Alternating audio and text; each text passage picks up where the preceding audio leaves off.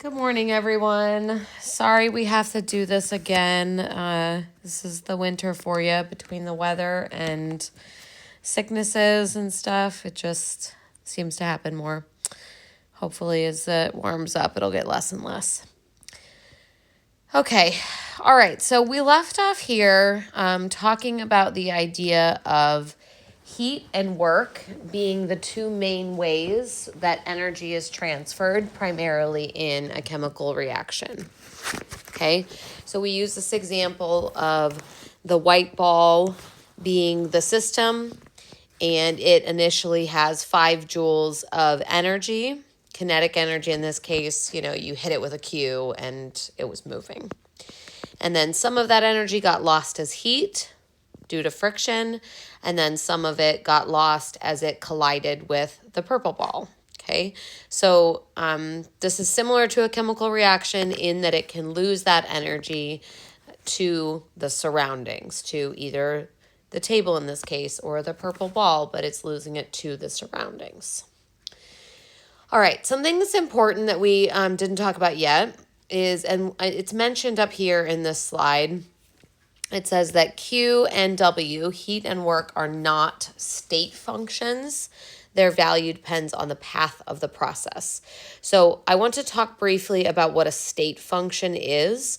Now, the only reason why we really need to understand this is because it makes it so that we cannot calculate heat and work as conveniently as other quantities. So I think I mentioned in Monday's class that by the end of this chapter, and really by the end of today probably, we are going to start talking about a quantity called enthalpy. And enthalpy is just a special type of heat. It's heat under a very specific set of conditions. And the reason why that is useful is because it makes, using these particular conditions, makes enthalpy a state function.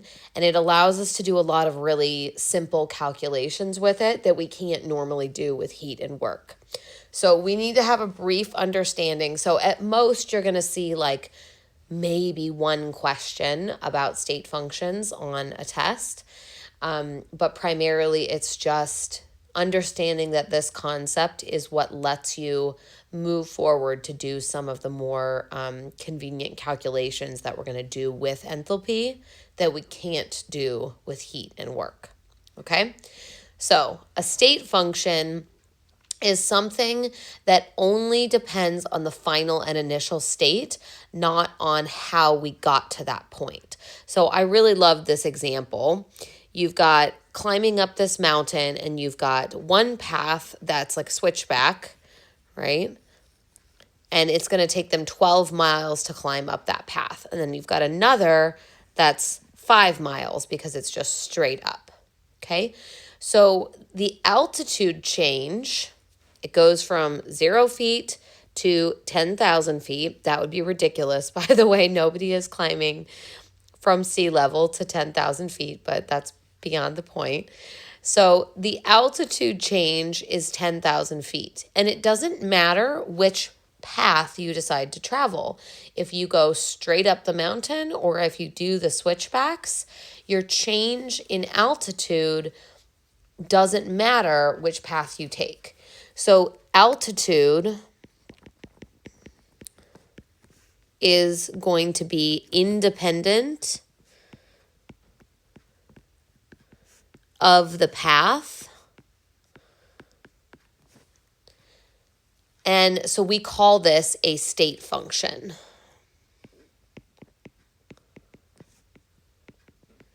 The reason why we call it a state function is it's only dependent, only the initial state and the final state. Should have done that in a different color.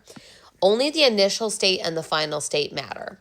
So if we wanted to calculate the change in altitude for someone walking on path A, we would say final, 10,000 feet, minus initial, 0 feet, for a total altitude change of 10,000. Okay? If we were looking at someone on path B, it would be the same thing. Final 10,000 minus initial 0, so a change of altitude of 10,000 feet. So for both path A and path B, the change in altitude is 10,000 feet. Okay? However, the distance traveled is not a state function. It doesn't only matter what their initial and final state is. They start here at the bottom. They really should have had them start at the same spot at the bottom. Let's pretend they all start here. Okay? Let me use a different color. Okay, so now we're talking about their mileage traveled. Okay, so if we say they both start here and they both end here, to calculate their altitude, we just said that that is independent of the path they take. It doesn't matter how they get from the starting point to the ending point. The mileage that they travel is very much dependent on which route they take, right? If they go path A, it's going to take them 12 miles. So the distance that they walk is dependent on the path. So this is not a state function. So state function means independent of the path, only dependent on the final and initial states. And something that is not a state function is dependent on the path. Like it matters what path you travel. Okay? So heat and work are not state functions. The reason why this is such a big deal is that we cannot just know the initial and final state. We have to know all of the little details that a system went through in order to calculate heat and work. And that really limits us in our ability to do calculations. Okay? So know the basic idea of what a state function is and know that heat and work are not state functions. Okay, we're going to come back to that idea, I think, by the end of today. Okay, so we need to talk a little bit more detail about heat because it's a really important concept about how different substances respond to energy being added to them. Because when we say heat, a lot of the time people just equate that with temperature, and those are not the same thing. So remember that temperature is how fast the molecules are moving in a substance. It's a measure, it says here, a measure of thermal energy. That really means the kinetic energy or the motion of the molecules themselves, okay? Heat is the exchange of that energy, and we can see that in a temperature change, but every substance is going to absorb energy differently than another substance. Okay, so if we just let's just start with looking at two simple examples. So let's look at water versus, let's do aluminum. Okay, so these numbers, this is what's called the specific heat capacity, and these numbers tell us how good a substance is, or how good is such a subjective term, but how a substance will absorb energy if energy is transferred to it. So the higher the number means that you are going to see a smaller temperature change for every given amount of energy that you put into this sample. So the way that you can see this in real life is if you stick a pan of water onto the stove and you turn on the stove.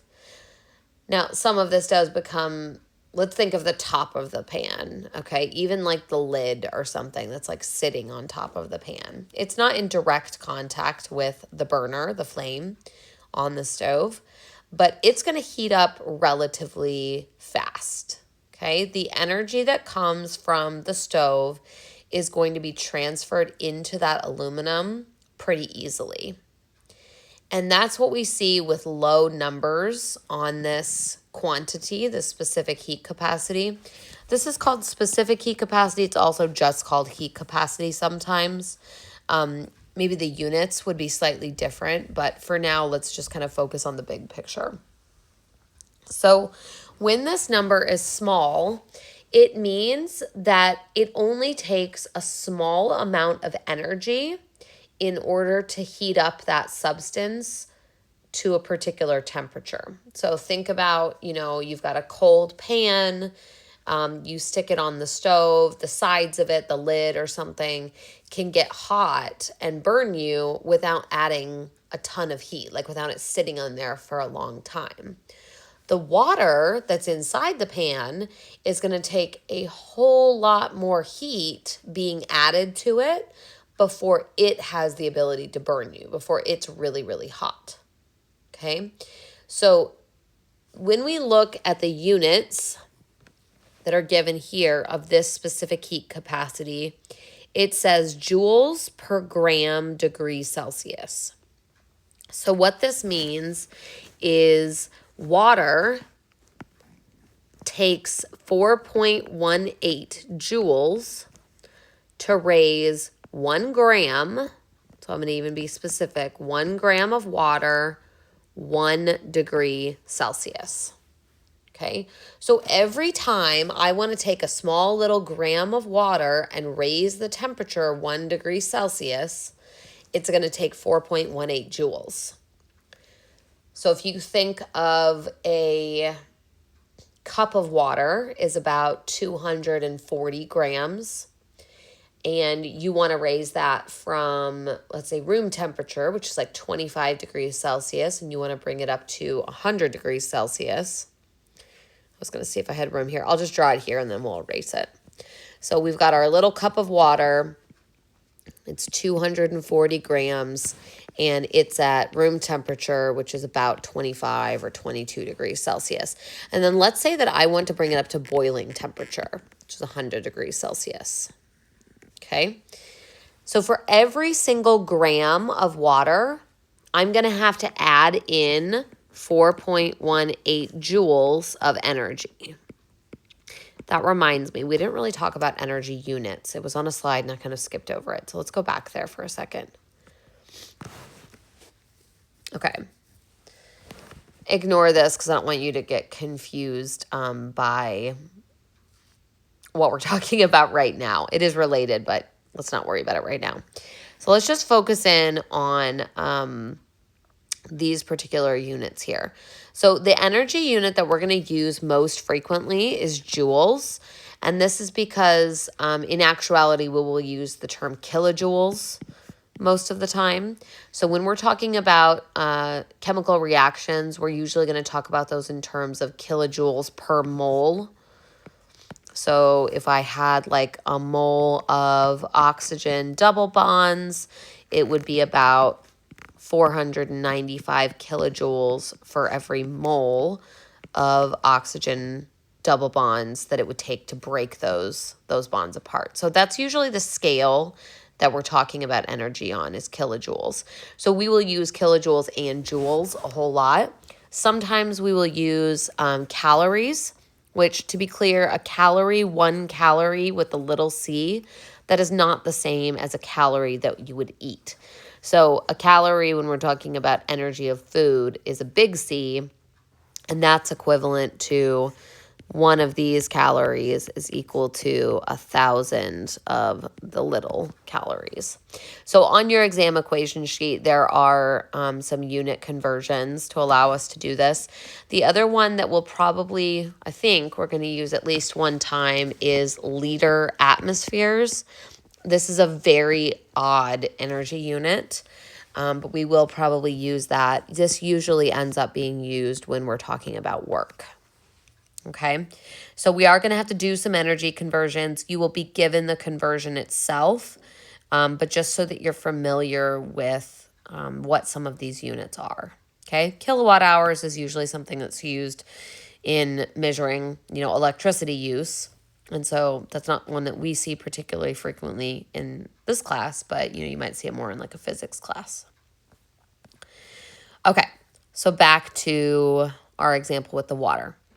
All right, so every time we want to raise one of those grams of water 1 degree, so like literally from 25 to 26, from 26 up to 27, every single gram is going to require 4.18 joules.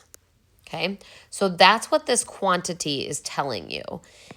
And I'm going to restate this. So like if you're trying to get a overview, here's the overview. The specific heat capacity is the energy required to raise 1 gram of the substance 1 degree Celsius. So if I have aluminum, let's say I have 1 gram of aluminum and I want to raise it from 10 degrees to 11 degrees. It's going to take 0.903 joules. If I want to raise it from 10 degrees to 15 degrees, then it's going to take 5 times 0.903 joules. Okay, so we're going to do some calculations with this to figure out the heat required to raise a particular sample a particular amount of degrees. The biggest takeaway right now that I want you guys to get is that the smaller this number is, it means that that substance is more responsive to when heat is added, when energy is added into it, you're going to see a bigger temperature change. Water is very resistant to temperature changes, meaning that you have to add a lot of heat in order to see the temperature of water change. So you can see this just in everyday life with like lakes. You know how if you go to a lake in like June, even though the temperature in the air is getting pretty warm, the temperature of the lake maybe hasn't warmed up a whole lot yet. And that's because even though it's been warm in the air for quite a while, it has not had enough energy from the sun to heat up the water yet because it's just so resistant to changes in temperature. It takes so much energy to raise the temperature of water, even just a small amount. Now, if you go by the end of like August, when it's had all summer where that heat has been streaming into the water, then the water has raised up quite a bit more because it's had all of that energy added into it. You also see this in how it cools down. It takes a lot longer for water to cool down. So metals are going to heat up really easily and cool down really easily. That's why they're considered good conductors of heat, whereas water is going to be really hard for it to heat up and really difficult for it to cool down as well. Okay. All right, so let's go ahead and use these numbers to do some practice problems. And this is very much something that you would see on an exam, maybe a simple version of something you would see on an exam, but a problem like this. So we have an equation to deal with this. I'm trying to remember if it's actually on the exam equation sheet. I bet you anything it is. So Q equals MC delta T. This is heat. Q is equal to the mass times this constant that we just looked at, the specific heat capacity, times specific heat capacity, times the change in temperature. Okay, so remember, anytime we have that triangle, that's delta, which is a change. Change is final minus initial. So the final temperature minus the initial temperature is really what we're talking about. Okay? All right, so we've got a 125 gram sample. So mass is 125 grams. It's cooled from 97.5 to 25.6, okay? So this is my T initial, and this is my T final. Calculate the heat for this process. So they're looking for Q, and they tell us that the specific heat capacity is 0.44 joules per grams degrees Celsius. So I'm going to go ahead and put that constant in, 0.44 joules per grams degrees Celsius. Okay, so that's my C. So MC, and then delta T is T final, 25.6 degrees Celsius, minus T initial, 97.5 degrees Celsius, and that's my change in temperature. So again, when I do this calculation, it's going to be telling me the heat that is, in this case, it's released because the thing is cooling down, but the heat that's released when 125 grams of iron is cooled down from 97 to 25. They will always have to give you that constant, that specific heat capacity, or maybe you'll have to go look it up in a table like this. Okay, so let's go ahead and do that calculation real quick.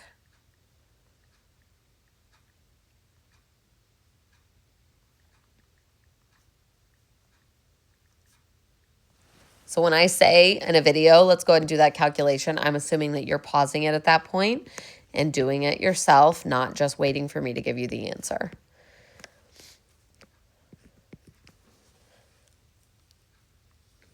Okay, now it's been a long time since we've done sig figs. In this instance, technically, since the specific heat only had 2 sig figs, I would probably have reported this to you as 2 sig figs. But in actuality, that's going to end up being like, it's going to be weird because it would be 2 and then I'd have to round it weird. So I don't know. Let's go ahead and just call this. This is definitely not the correct number of sig figs, just so you know. But I'm going to go ahead and call this negative 3,950 joules. Okay, so just be aware that obviously I might round it on a question in order to get it to the right number of significant figures. I'm not going to require you to necessarily put it into the correct number of sig figs, but I don't want you to be thrown off by the fact that it says negative 3,950 or even negative, technically this would be the right number of sig figs, 4.0 times 10 to the third. That would be how we would write it in 2 sig figs. Okay, so those are all equivalent numbers. They're just in different significant figures. Okay, so this process is summarized by this equation here. So it kind of points out all of the little parts of this equation. Again, the equation itself is on your exam equation sheet, but you're going to have to do this with different samples. And what this is really going to allow us to do is to look at how heat is transferred between 2 different things. So in the next example, I think it's the next one, yep, we're going to look at how a metal actually transfers heat to water. So a metal holds heat pretty loosely, is a way of saying that. Like it's pretty easy for the metal to give up that energy to the water, and water is kind of difficult for it to accept that. That's what the heat capacity tells us, is it'll take the energy for sure, but you're not going to see a big change in the temperature. So like if I give 100 joules of energy to water versus 100 joules to metal, those are not going to respond with the same temperature changes. That's another way to talk about how heat capacity, what it tells us about a particular substance, is it kind of tells us how we're going to see a change in temperature if we were to give a particular amount of energy to that substance. And you guys are familiar with this, right? Like, you know that a pan is going to get hotter a lot faster than the water in the pan. And that's not just because it's in direct contact. If you like stuck it in an oven or something, you know, even though it's not in direct contact with the heat source, the pan's going to heat up a lot more quickly than the water itself will.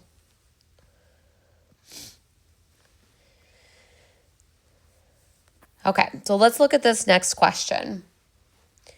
A 44.7 gram block of an unknown metal, so we don't know what the metal is, starts at 76.2 degrees Celsius. Okay, so that is its T initial. In questions like this, it's always good to go ahead and start like assigning what those quantities are so that you can plug them into the equation. Okay, and also, sorry, we had the mass of the metal as well. So I'm going to be real specific here. I've got the mass of the metal. I've got the initial temperature of the metal. And then it says that it's submerged into 32.8 grams of water. Okay, I also have the mass of the water. And the temperature of the water, 23.3. That's about room temperature. So T initial of water. So I stick this chunk of metal into water. It's hot. The metal is hot. Okay, I drop it into the water that's at room temperature. And the temperature of the water goes up. So let's pretend I have a thermometer sticking in here. The temperature increases to 29.2 degrees Celsius. Now, anytime you stick a hot thing into a cool thing, they're eventually going to become the same temperature, right? Like one's going to cool down and one's going to heat up. So very often we just measure the temperature of the water because it's, it's a liquid. It's easy to measure the temperature of that. So in this problem, it tells us that the final temperature of both of them is 29.2 degrees Celsius. Okay. So it's telling us what the water finishes at, but also what the metal finishes at. So I just realized this isn't even asking us the actual question. What the question should be asking us is, what is the metal? It says an unknown metal. Okay. So if we had all this information, we could actually figure out what that metal is based on its heat capacity, based on how it changes temperature.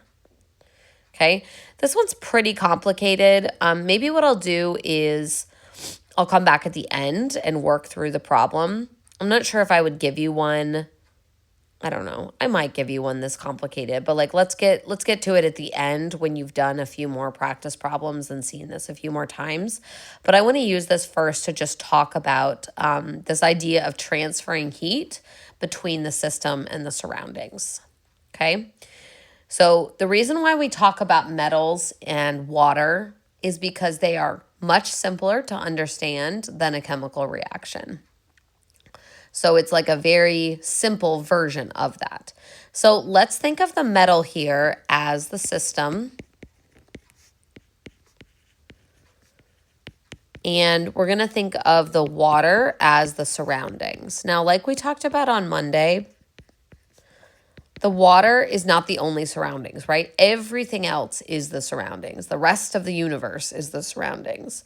But we're going to simplify it and just say, let's pretend it's insulated. Obviously, this picture doesn't show that, but let's pretend that it's insulated and that we can kind of assume that the water is the only thing that really matters here. Okay? So if we drop this hot metal into the water, you can see this arrow is showing us that heat is going to come off of the metal, energy is going to go into the water. So just like we did before, where we said that the system and the surroundings should be equal but opposite, that's what's happening here with the heat as well. So we said this before about energy. So I'm going to show you where we talked about this before, just so you can go back and look at it if you want. There we go. We said that the energy of the system is equal to, but opposite, the energy of the surroundings. All right? They're the same quantity because if one gives up energy, the other one has to take that energy. So they're the same amount, they're just different signs. So that's what's going on here as well. we have got, and in fact, I'm going to do a quick calculation so that we can not get bogged down by the numbers. But I want to be able to just talk about this in terms of heat. So give me just one quick second.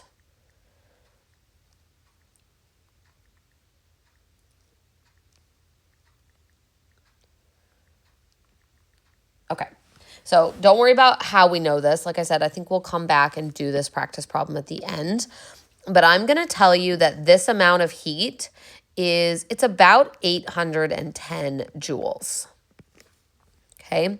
So that metal transferred 810 joules of energy in the form of heat to the water.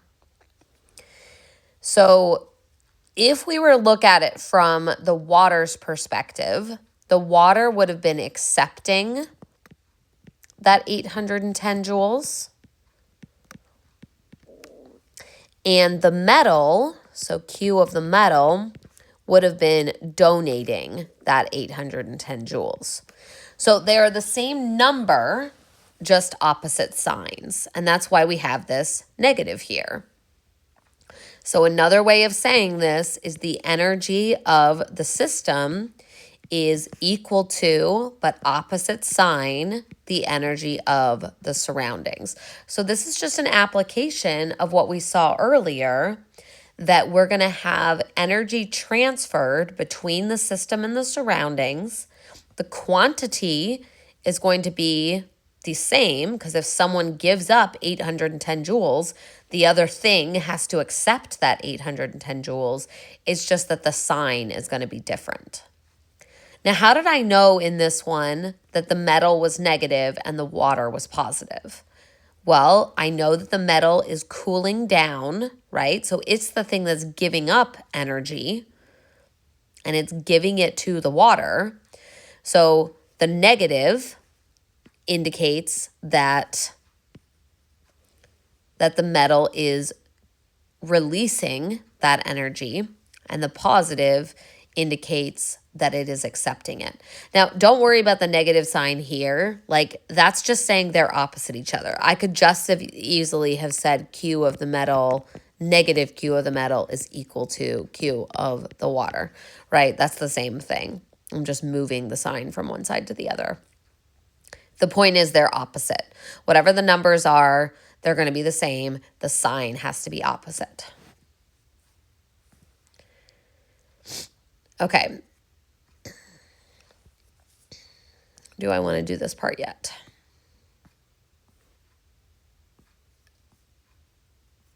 Pausing. Yeah, I do think I want to do this part. So I think, yeah, I'm going to pause the video here. We'll see if I can actually do a pause or not.